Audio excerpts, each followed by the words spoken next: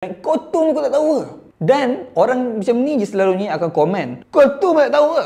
Tapi diorang mungkin 10%. Mungkin yang tak tahu pula mungkin 80% contoh. So 80% ni mungkin yang komen, oh aku pun tak pernah terfikir benda tu, so terima kasih Yusuf sebab bertanya. Pemikiran aku dalam podcast aku adalah aku nak tanya apa yang aku nak tanya. Maksudnya aku nak tanya apa yang aku rasa aku nak tahu lah.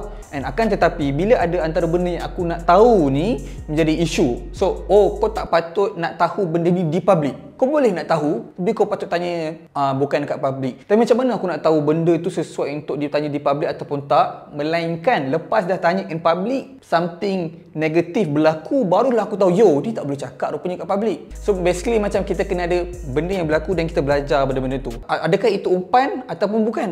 Sebab kalau betul umpan, kenapa bukan semua video macam tu? Kenapa bukan semua guest? Soalan dia macam tu kan. Ada je soalan yang macam tak ada kena-mengena dengan umpan. Orang tengok video tu tak fikir ni adalah umpan. So maksudnya aku faham je lah yang mana orang akan rasa benda tu umpan. Kalau orang cakap, oh aku dah plan benda tu. Tapi kenapa satu klip tu je yang negatively? Contoh aku tanya siapa-siapa katakan podcast aku yang paling antara isu yang besar is Jojo. Contoh aku tanya dia, kalau aku tengok podcast maybe like 30, kita ambil average 30 soalan. Kenapa satu je jadi isu? Kalau aku nak umpan, aku umpan daripada awal sampai habis. Aku perah sampai 166 juta view terus kan? Betul tak? Perlu ke host untuk bijak baru boleh buat podcast? Jawapan je terpulang kepada direction podcast tu. Kalau podcast tu adalah podcast one man show bertujuan untuk memberi informatif kepada rakyat marhain, macam mana dia nak bagi information kalau dia pun tak berilmu? Akan tetapi kalau ni apa yang aku buat lah, aku nak belajar, tapi at the same time aku nak belajar daripada seseorang ni. Apa kata daripada aku seorang belajar, korang, adik-adik korang sekali belajar dengan aku. Macam. So aku buat video, aku tanya, dia jawab, oh aku faham, korang pun faham.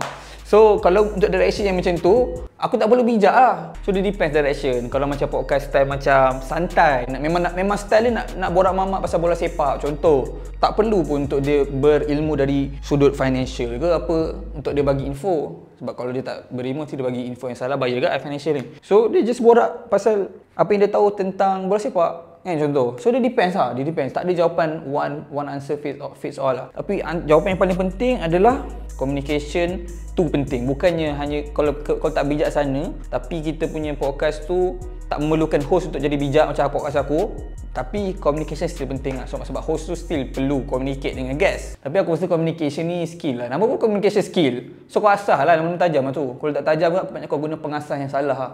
Adakah aku saja-saja tanya soalan yang, so kau tu pun tak tahu ke? Depends on situation. Ada situation yang mana aku tahu ni, kalau aku korek ni ramai orang nak tahu. So maksudnya contoh kalau dia tanya pasal contohlah kita ambil example pasal podcast financial. Lepas tu dia cerita dia beli rumah apa semua bagai. Lepas tu aku tanya soalan yang aku cakap, ni mungkin ramai nak tahu ni. So kalau rumah 1 juta ni, gaji kena berapa nak lepas loan? Contoh, akan ada orang yang dah beli rumah harga 1 juta dan dia punya loan lepas, dan dia berfikiran, kau tu kau tak tahu ke?